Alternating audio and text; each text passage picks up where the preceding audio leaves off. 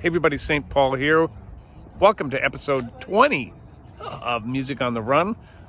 Today I'm taking a little flight in this bad boy.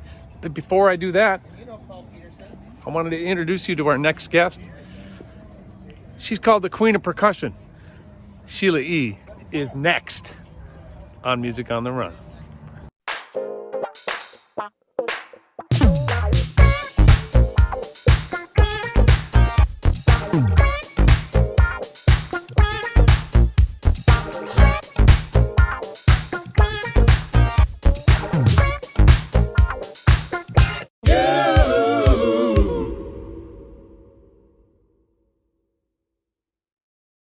Hey everybody, St. Paul here, and welcome to episode 20 of Music on the Run, my 8th interview from the Peterson musical basement. A lot of notes have been played down here, and I have a feeling my next guest has a similar basement, and a lot of notes have been played down there too. Speaking of our next guest, she is a multi-instrumentalist, an artist, an actor, and a philanthropist. She comes from a musical family like mine. Was recently nominated for an Emmy, which is so cool. I can't wait to talk to her about that. Has played with everyone from George Duke to Prince. She is the Queen of Percussion, and she is my friend. Please welcome Sheila Escovedo, or as y'all know her, Sheila E. How are you, cousin? I'm good, cousin. How are you? I'm good. I'm so glad that you had time to do this. Thank you for taking the time out to say hello to everybody on Music on the Run. Yeah, no problem. This is my pleasure. Thank you for having me. How's your beautifully loud family? I know we always go, no, yours is louder. I know. We have contests about that. I know. They're doing good. Thank God. Everyone's good and trying to figure out, how to get through and what are we doing and how do we get through this. The main thing is that we're all healthy. So that's a good thing. So you had a busy start of 2020 until COVID hit. You're on fire. How was the Grammys and doing that whole Prince tribute at the Grammys? And congratulations, by the way, on the Emmy. How cool is that? Thank you.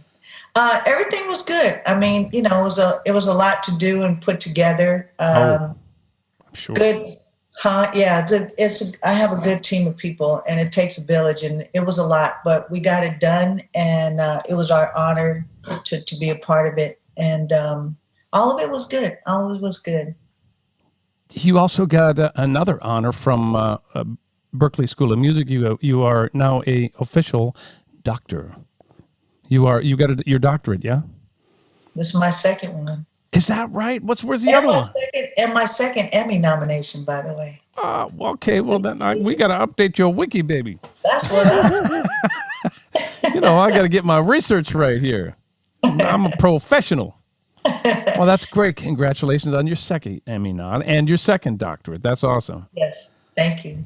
Well, you and I did a podcast for you. When was that? A couple of years ago? You remember that?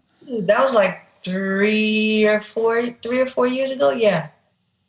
Man, but did you ever end up doing anything with that? Did you? We did something. Yeah, we did some things online digitally, and then it was just too much going on. I'm like, I don't have time right now. You have been incredibly busy for your entire career.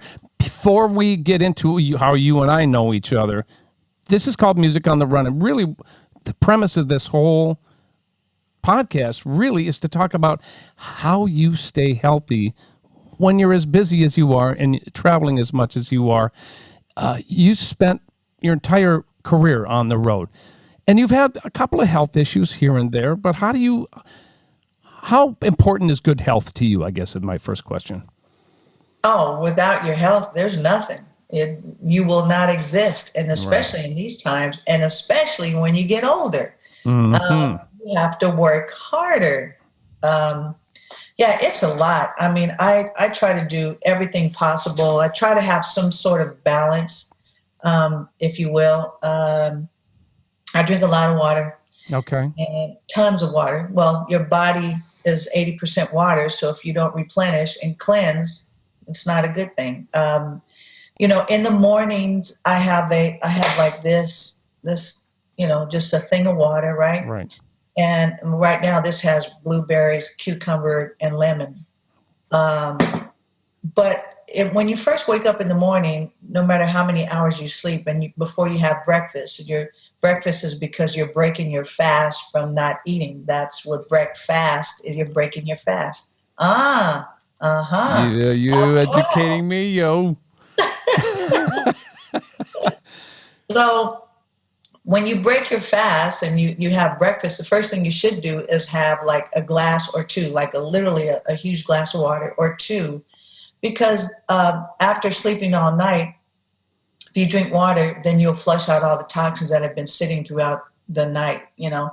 So you start fresh and you cleanse with water first, and then you have your breakfast. Right. There's little things like that that I do. You know, I love juicing. Okay. Fresh juice, like making my own drinks from kale to, you know, with cucumber, beets, all kind of stuff. I love making my own juices. So I do really well when I'm doing those juices and juicing in the morning, and then having sometimes like two breakfasts. It'll start with the protein drinks, you know, or green drinks that I make at home. Right. And then sometimes later I'll have maybe a hard-boiled egg and a piece of toast or something. Salads, and, you know, again, I love fish, and I try to eat good. What gets me is after 7 o'clock, then you want to just eat all the wrong things. It just, all of a sudden it starts to get dark and you're like, I want some chips. I want, you know, all kind of stuff. So, mine is ice cream, but. Yeah. Oh, yeah. Yeah, so it just depends. I mean, you know, if you try to have a balance, and that's all I try to do. I only work out a little bit. I should be working out more. It's getting harder. I have more ailments. Oh my gosh, it's crazy. Yeah, it seems the older you get, the busier you get. I mean, you've always been busy, but girl, you are on fire lately. It's been so fun for me to sit back and watch all the different things that you are involved in. And it is so many different things. It's from playing to educating to producing television shows. It's incredible. Are you having fun, I guess, is a question. Oh, of course. Of course. I mean, it's, you know, when you know your passion and your purpose, and, you know, you're able to do it. I mean, it's fun, you know, so it doesn't, it's a lot of hard work. It doesn't seem like a job, but, right. You know, I just enjoy it. I love being under pressure and having to make something happen or help create something or putting people together to make something happen. So I love being a part of a team. When your schedule is that packed, you got to be under tremendous stress. How do you deal with stress when you're so busy? First of all, every morning when I wake up, after having some water, if not around that time, I turn on my phone and I have a couple of prayer groups. And the first thing is I look, and my prayer for the day from my friends are there at 5:30. And it's hold on, sorry. That's okay. That's part of the deal. I know, right? It's not, my prayer is there every morning at 5:30. And so, you know, anytime I wake up, I can read my prayer. I start with that. You just kind of, you have to be present, and you have to really figure out ways how to not be stressed by the things that happen just on a daily. You know, it has nothing to do with even work, just every day with, you know, everyday life is stressful, and what you're going through and what we're all going through, you know, right now. So you just have to find, again, some kind of balance to figure out what you can do to take a minute. You know, you have to find those moments, take 5 or 10 minutes throughout the day. I find myself having to do that a lot, to sit back and go, okay, I need a minute. Hold on, because I don't want to get to that place. Hold please. Hold please. Hold please. Let me stop for a minute. Yeah, so I have to take those moments and just go outside, or, you know, again, I don't watch a lot of television, but, you know, if there's too much stuff going on television, even though it might be on and I'm working, I turn that thing off. It's like it's distracting. There's too much happening. And I just like it to be quiet. So I set the mood for whatever I'm doing, or my situation. Like if you come into my home, or if we're, you know, working in the band and we're bringing other people into the room, it starts with how you want the room to feel, which is how you want to feel and how, you present that in that room. So in the room, I want people to come and go, oh, this feels so good. Oh my God. And you hug them and it's like, hi. And that helps you not to be stressful so that they're not stressful, because people come into the situations a little bit nervous, or they're stressed out by what they have to do or what they just came from doing or come from doing. So it's the environment. When I'm in my car, people crack up because I'm in my car, depending on how I feel. Like sometimes I have on spa music or, some nice gospel music, but it's not loud, just like nice and calm. The room, the temperature in the car is calm.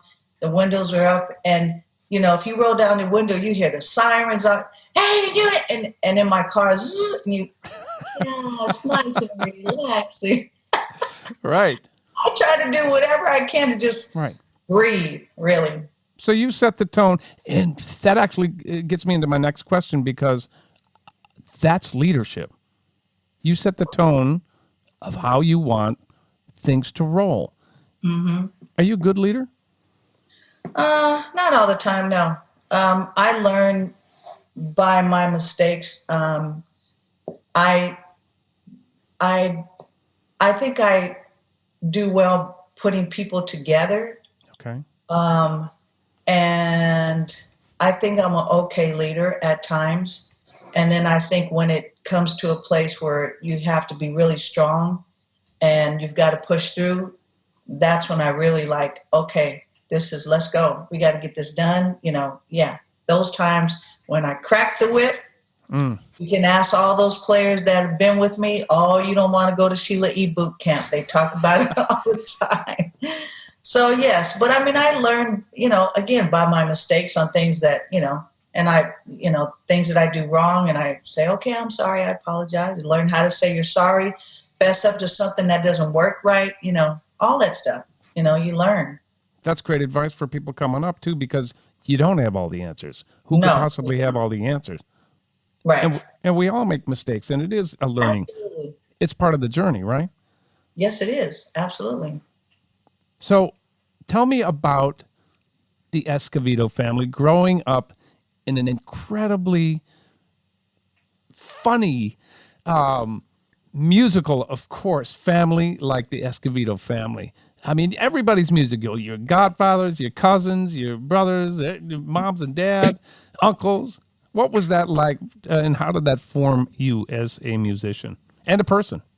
Well, you should know, having a big family, all of them being musicians, it was loud, crazy. Yes. Mm-hmm. I mean, you guys were loud, right? Your mom plays, everybody. I mean, you have music all the time. This is the basement where it all happened, by the way. I don't know if you heard that, but this is where I'm sitting right now is Mom's basement. When she passed, I bought the house. So from 1958 until the present, this is where everything happens. Everything. Oh, that's awesome. You'll be here. I can't. You may have been here in years past. Who knows? I can't remember. I remember driving by in the front of the house. I don't know why, and I don't know if you weren't there when I came by. Something happened. That was a couple of years ago. But I know I've been there. But yeah, it's, that's awesome that you have the house and that's where everything happened. I mean, we always go back to the Bay, to the house where we had the most fun, where all the music and sitting on the steps and jamming, and oh my God, we always talk about that duplex that we lived in. It was very small with all of us in there. It was interesting, interesting dynamic being, I guess, growing up, like, watching your mom play, growing up watching my dad play, and being around music every single day, it was kind of the norm to just hear it. Like, we heard that more so than watching television again. So having people come over, Pops had people come over and do jam sessions. Then sometimes he would have a smaller band rehearse in the living room. And then again, I didn't know that they were famous. If you had Tito Puente come over, I had no idea.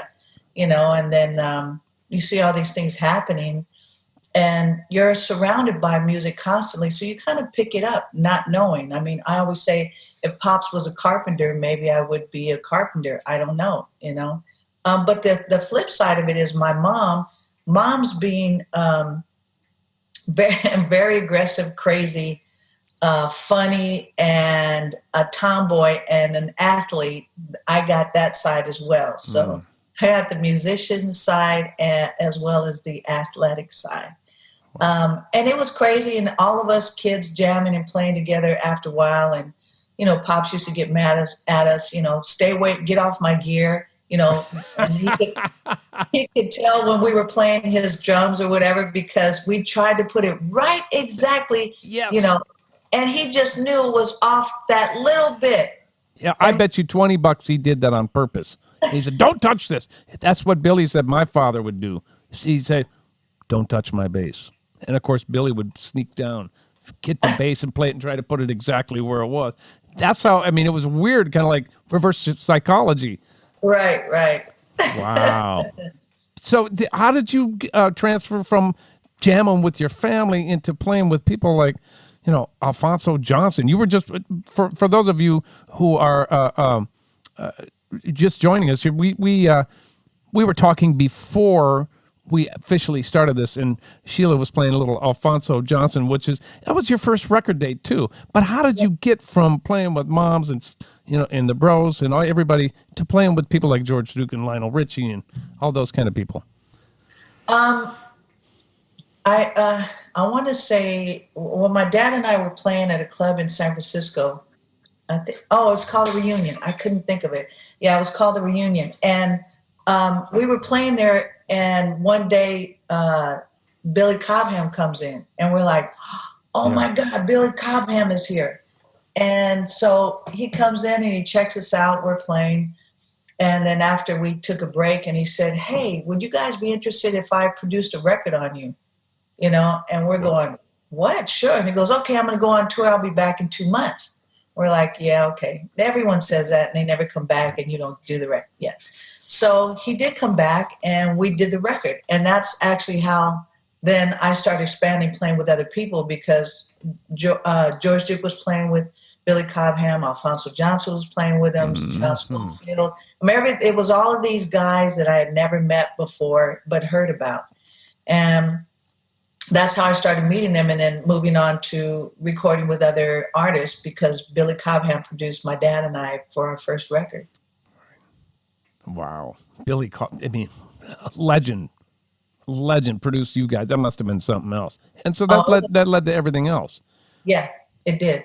Yeah. And then you and I meet in 1983 or 4. I can't remember which year it was. I suppose I didn't meet you till 84 after. No, it had to be 83. Well, it doesn't matter. But he was 83. You were in the Prince camp around the same time that I was, and that's when you and I met. And what I remember about our interactions back in those days were the videotapes that we used to have to send back and forth to each other, right? So we'd be rehearsing in Minneapolis with the band I was in called The Family. And you were rehearsing in Oakland? I don't know. San Francisco. Okay. And so Prince had this, competitive thing going on between the two of us, you and me. Your band, our band. So we'd send little hype videos back and forth to each other. I'm dying to see any of that stuff. So if you have any of that stuff. I do. Do you? I got it. Okay, I'm coming to see you, well, when this is all over with. But so, oh my God, it's on VHS. It's a hot mess though, because it's all warped and everything. But you can see, man, what you guys dogged us and we dogged you. Exactly. Oh my God. I even drove my motorcycle inside the rehearsal, inside our rehearsal at SIR, just so I could do the Prince Apollonia scene. See. It was hilarious. Was that a fun period of time? Because you not only, I didn't stay as long as you did, because you did a lot more playing with Prince than I did. Do you look back on that as being a fun period in your life? Oh, heck yeah. Yeah, we had a blast.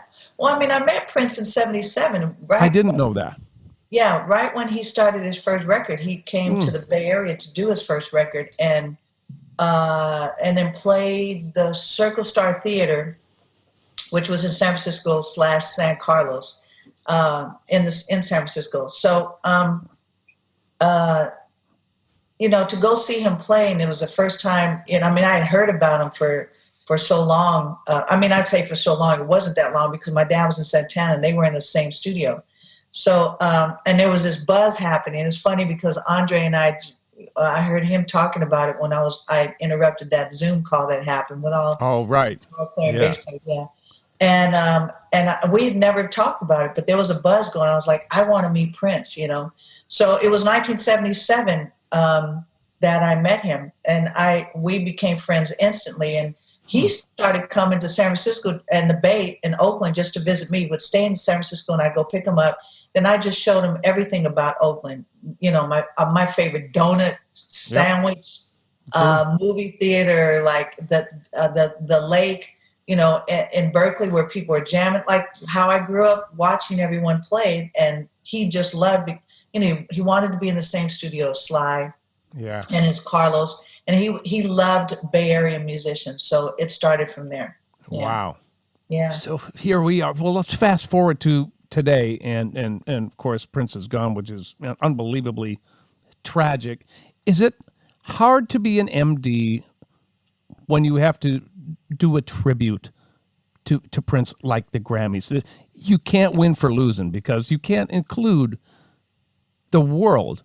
You just can't. I mean, that's got to be incredibly difficult, those decisions that you have to make. And maybe you don't have to make them all. I'm sure that you had directors breathing down your neck going, yeah, no, much be better for ratings if we did this and that. Is that hard for you to make those decisions? Because I know it must be. Well, I was asked to come in initially before they had already made a bunch of decisions. So I came in the middle or little towards the beginning of it. And so there were decisions made. And yes, I mean, it is about ratings and, you know, there was only so much, my hands were tied. And there's only so much that you can do. I mean, it's so hard. Like, I'm still reaching out to people to, you know, let them know. I mean, I actually did reach out to as many as I could during the time and just saying, look, it's not going to happen. I tried. And I did, you know. And it's unfortunate, but at the same time, Prince touched so many lives, you know, and he had so many different bands and who came in and out of the bands in those periods in which he had changed who he was as well and what he looked like and what the music was about and what he wanted to talk about. And so each band had a theme and he was influenced by those people as well that were in the band. So, you know, there were a lot of us. There were a lot of us that were influenced. When we influenced him, he influenced us. And, you know, I would hope that one day we could all get together and really do something. That was my dream and desire a long time ago for all of us to do something. And, you know, maybe one day we can. Well, I have to tell the people who are listening or watching that Sheila is responsible for getting the band, The Family, back together at your first, was it called? Was it Elevate Hope or what was it then? It was Elevate Hope back then. Yeah. So that was, I can't even remember the year, but we played the Forum, and it was such a celebration and a reunion of sorts. It was. To get everybody back. It's unreal.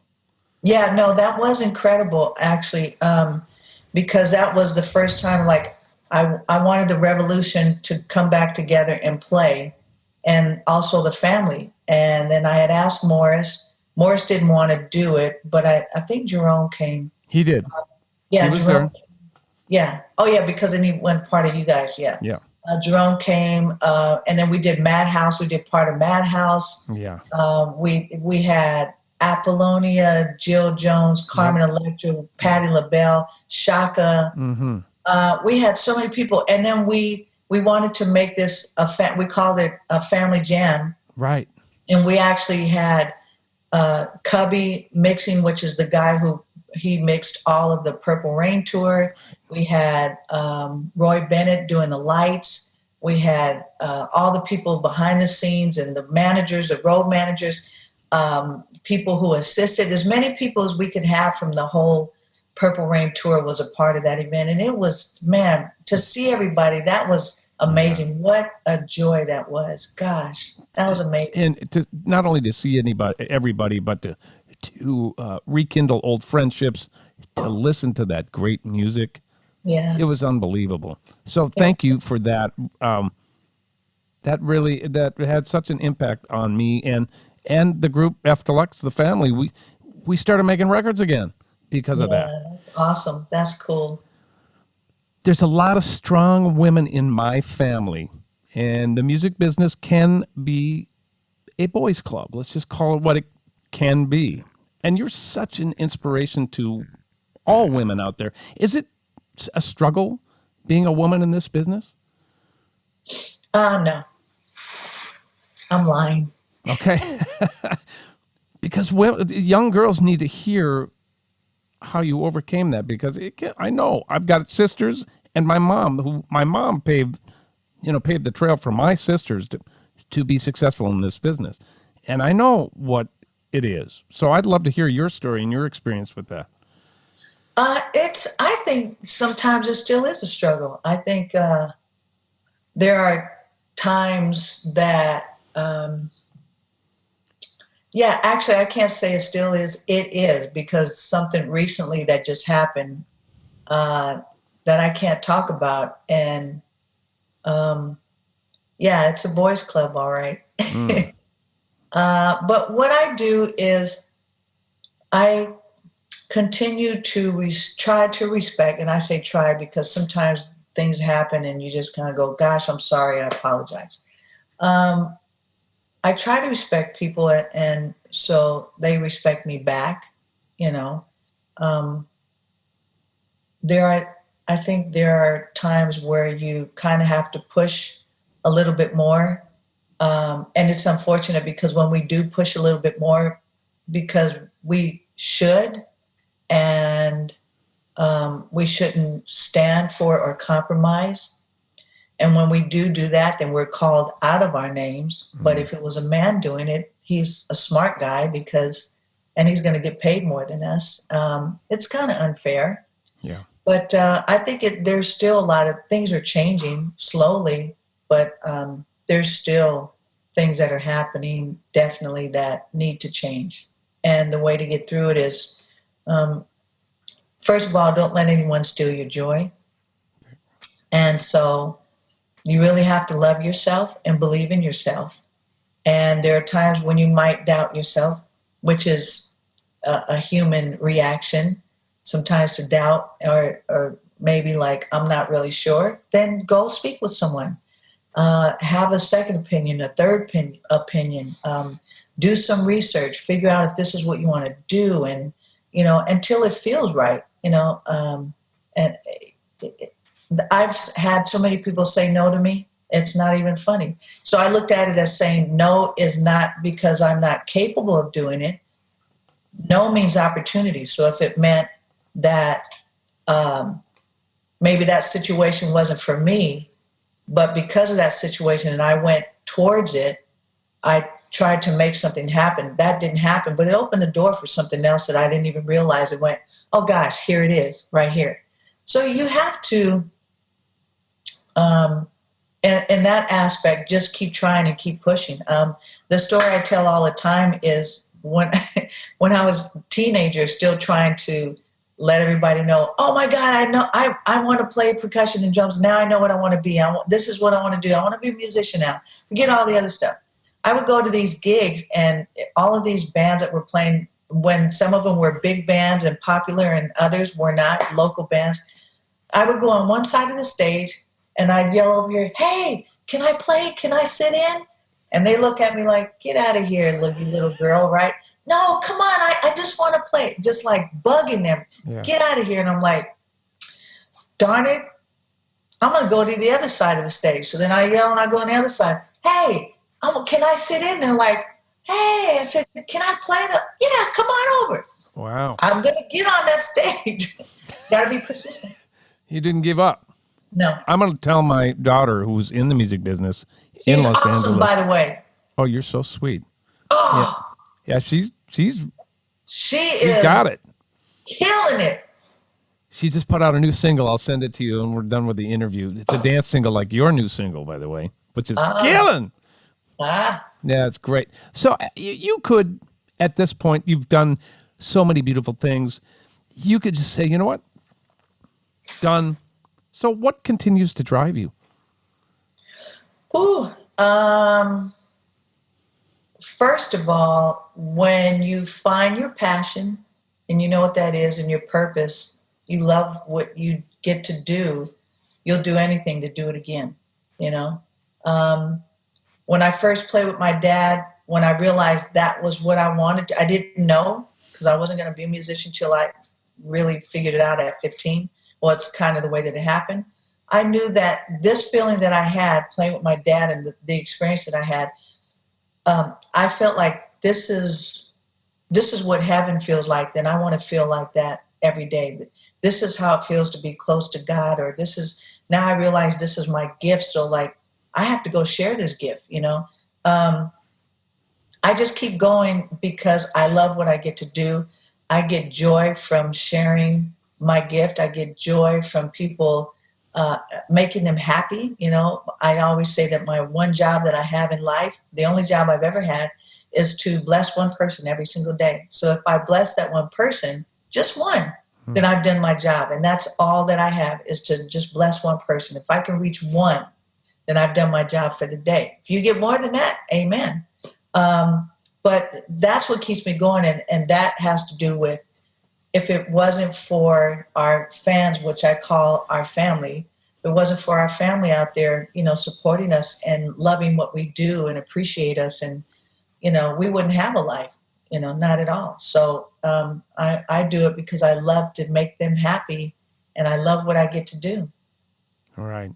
I remember when you and I were hanging out in LA, you invited me to go down to Pastor Bam's church. Yes. Talk about killing. Oh yeah, Pastor Ben. I woke up to some serious, wonderful music, wonderful word, and you're like, "Come on, cousin, let's go." And I'm like, "It's not really my thing," and I had a lot of excuses, but I'm so glad I went and you were able to expose me to that. How important is your faith in your life? Everything. It starts with faith, family. It starts with faith. I mean, I just, I think through the years, I've learned so much. And one thing was based on, I thought that I was in control of everything. I thought that I could control everyone. I thought that I could jump out of a plane without a parachute and still stand up and go, I am Superwoman. You know, I thought that I could, you know, nothing could shake me, and I'll, you know. And then I had a mishap with my back and my lung, and that shut me down to in 90 or 91. That shut me down to a place where I realized, okay, hold on, I didn't know that I could possibly die. And I figured out, well, shoot, I've been mistreating people, and the way that I speak to them like this, as opposed to speaking with them, I was speaking at them. I went through that phase. Ooh, it was not good. And I didn't, I did too. Yeah. I you know, yeah, it's almost like, I think we hopefully all experience that in a way where we learn by it. Right. At an early age, because, you know, you say, don't put your hand in the fire, you're going to put it in. Well, how hot is it? You know, it was hot, you know? So, yeah, I learned a lot. And I realized that, again, it's like having to learn how to say, I'm sorry. Why was I so angry at everyone? And, you know, it was a lot of things. And I think peeling off the onions and talking about the things that I had gone through and being transparent and truthful, and, just trying to be a better me, you know, has helped me. But it got to the point where I said, God, I can't go through this alone. I can't do this. I don't know what to do. I have no, you know, and I started talking to God, saying, look, and praying, and just help me be a better person, you know, soften my heart, help me to see the things that I'm doing wrong. So I can be better. And I'm still a work in progress. I mean, every day I mess up doing something, but at least I'm failing forward, as opposed to not acknowledging my wrongs, you know, to make them better or right. not trying to be right, but better. And Yeah. so fixing that, and faith has done that for me. That's great. And for me as well. So, of course, in Minneapolis, we had the tragedy of the murder of George Floyd. And I have to ask you, because I've known you for so many years, and I have to tell you that there has been an incredible awakening here, not only in Minneapolis, but all over the world. How has been being a person of color, or which I don't love that terminology, but how has that affected you in your life? Growing up in Oakland, and where I lived, a couple of places where we lived in the community, the ghetto, we called it, but we didn't call it the ghetto then. We didn't know any different. But it was a thing about you had choosing, either you were black or you were white. There was no in between. So it was one or the other. And then close to my teens, I grew up in the surroundings of Black Panther Party.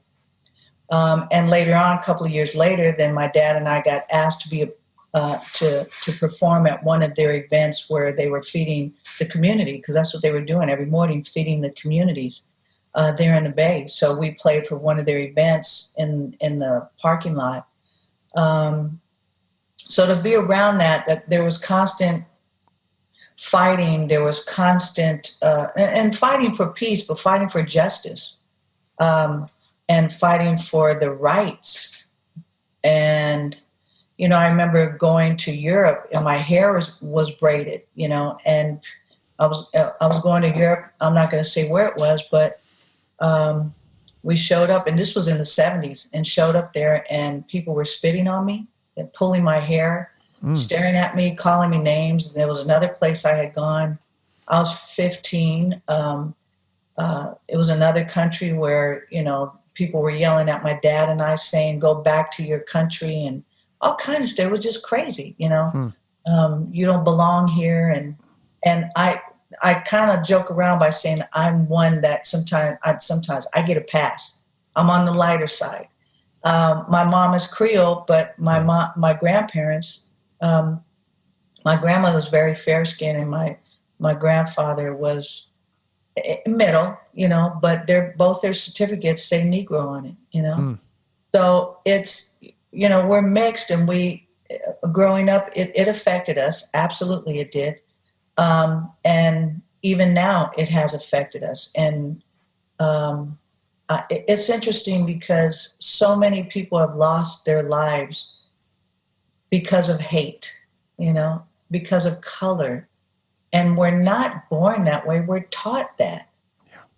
So it's a shame. And this is I feel that we have a chance right now to, we are standing up, and we are protesting, mostly peacefully. We should go out and register to vote. If you haven't, we have to make change. It's our responsibility to go and do the homework and read up on who we want to vote for, not just voting for someone to get someone else out. We really need change within the system. Everything is broken. We're on a system that has been here for hundreds of years that is wrong, and it's broken, and it's gotten worse. And at the same time, we're dealing with two situations. We're dealing with COVID-19, a pandemic, and we're dealing with racism and hate. Mm-hmm. Oh my God. It's a scary moment, even for us as adults. And I can't even imagine what the kids are going through. So the pressure and things that we're going through is not easy. And I feel that we can make change together. And I think, the people are standing up, we're doing the right thing, and change needs to happen. It really does. How can well-meaning white folks like me be true allies? I mean, because I think there's a lot of question marks going on. We're like, how? What do we do? I know that's what it's been going through my head, and I've been reaching out. Do you have? There's no magic answer to this, so this is kind of an unfair question. However, what can we do to be better allies? I mean, the thing is just, for every human being, we should stand up for what's right. We're human beings. Right. We were created, this is my belief. Again, God created man and woman. We are human beings. And we're sitting here wanting to kill each other based on what color we are, what race, because we hate, because one is better than the other. And it's just awful. So I think that, when I talk to my friends who are not of color, which I don't even know how you say that either, but Exactly. My brothers and sisters who are my brothers and sisters, like you, Period. I don't look at color until people bring it up, and now we're in this place about color. Mm-hmm. But I've known you forever, and I see you as a brother, and I think that you do what you feel is right to stand up by saying this is wrong, what's happening.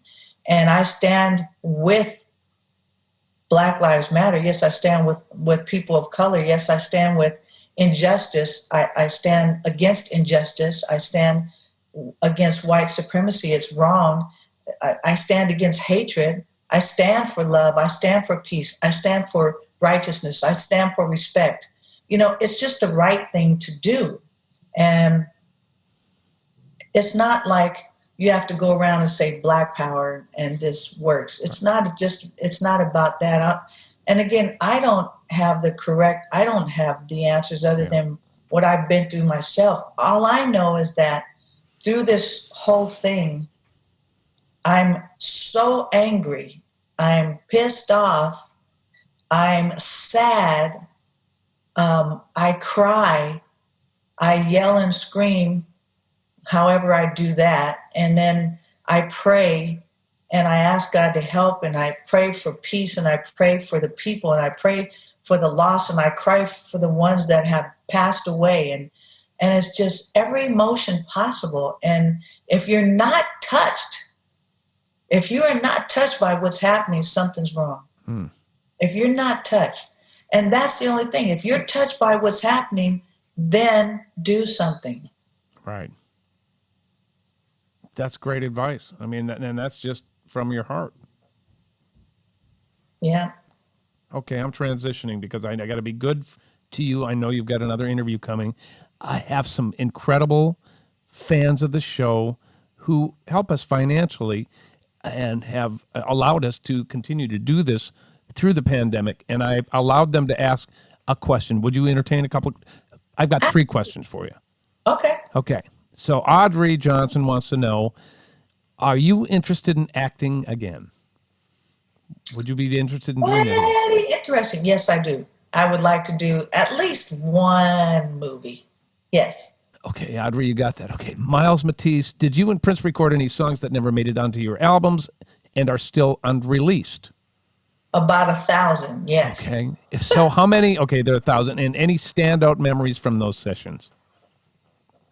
That were not. I mean, they were good times, but a lot of the stuff I don't remember because sometimes we recorded, if not one song, maybe 3 or 4 or 5 jams, and all of a sudden they're songs. So I don't remember. And you think about that for years, every day. That's a lot. Yeah. It's all a blur. Okay. Emil said, I would love to do a track with Sheila, and I think many producers would. Does she do such jobs? And if so, how does that work? Well, call my agent. No, you know what? It's interesting because I do sometimes do. I'll just throw it out there, but I do sometimes. Someone will contact us on my website, SheilaE.com, and there's a request form, and sometimes we check it out, like in a way, like if it's done correctly, and we go check it out. They send us a song or want me to play on it or whatever. I sometimes do it, because you never know. So you don't know till you ask. Oh, so, there you go. And my brother Billy, his philosophy is make them say no. What's the worst thing you could say? No. Exactly. Not a big deal. I say the same thing. You have a master class out right now, billboards everywhere. How do we find out everything that's going on with you?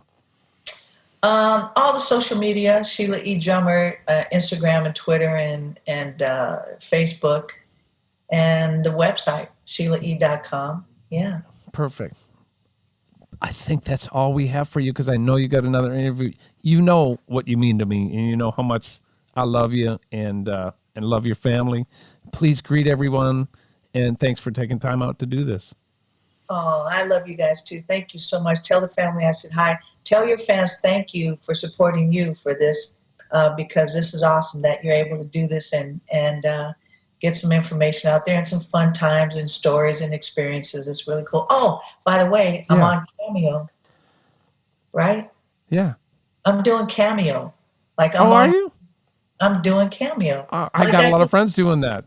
It's crazy. So if you want to get up and close and personal with me, just get on Cameo. See? And there you go. Sheila, thank you so much. Love you. I love you. Hey, everybody, thank you. And that's it for Sheila E. Music on the Run. We'll see you in 2 weeks. Ow! Music on the Run was hosted by yours truly, St. Paul Peterson. Edited and produced by my buddy, Davide Raso.